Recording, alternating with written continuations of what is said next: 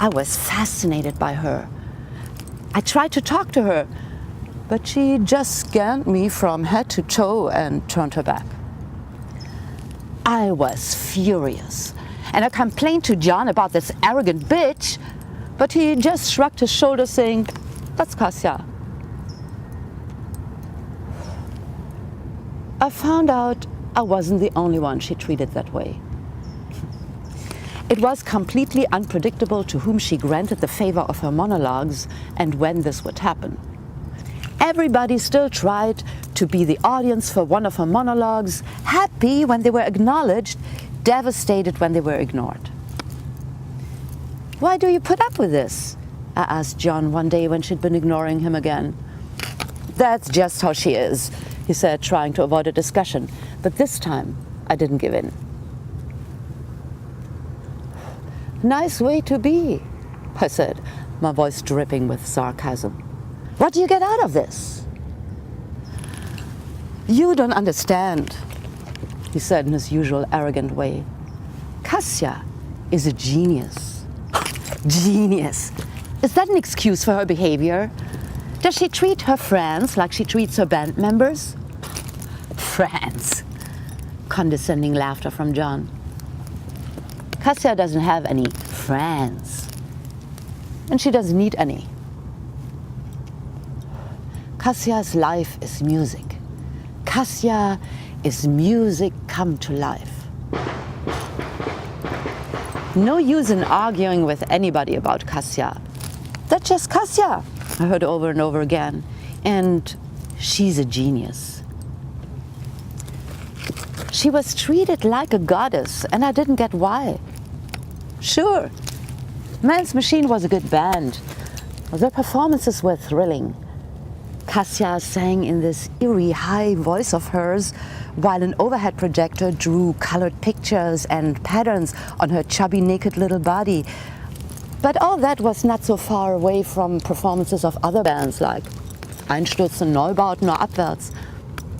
You couldn't really say that Man's Machine was cutting edge or daring. And still, performances by Man's Machine were celebrated like black masses, followers worshipping their goddess. Whereas people who didn't belong to that circle didn't get why this crowd made such a fuss about Man's Machine. One day, a friend of mine came to visit from Cuxhaven, a small town in West Germany. I took her to the Café M because I wanted to show her the scene where I was accepted meanwhile because of my affair with John, even though I was of no importance because I lacked the all-important connections to Cassia.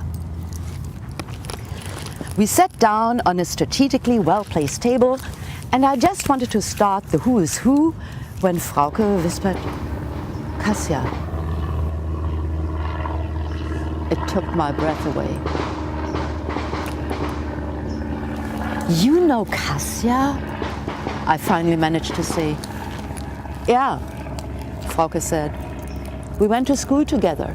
She's also from Cuxhaven." It took me several minutes to digest this.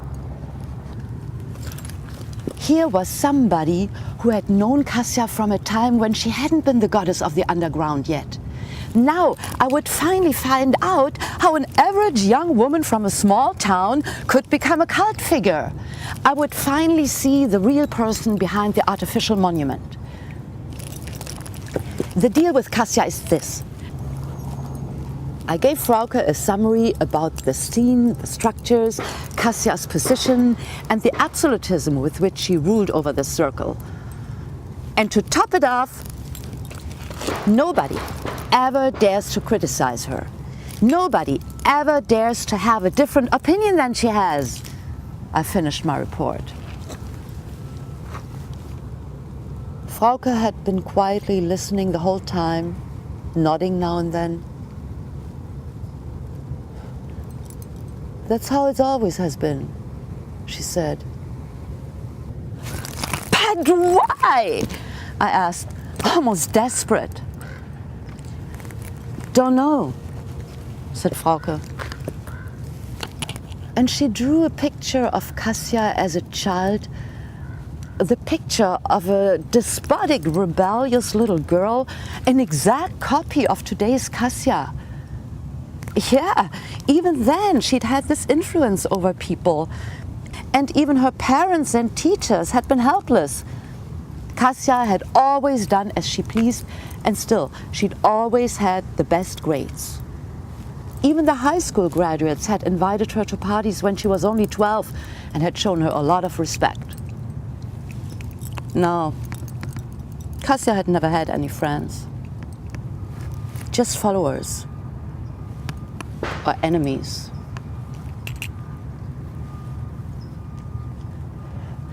A couple of weeks after Frauke's visit, something incredible happened. Do you want to know the end of Cassia's story? Go to part 3.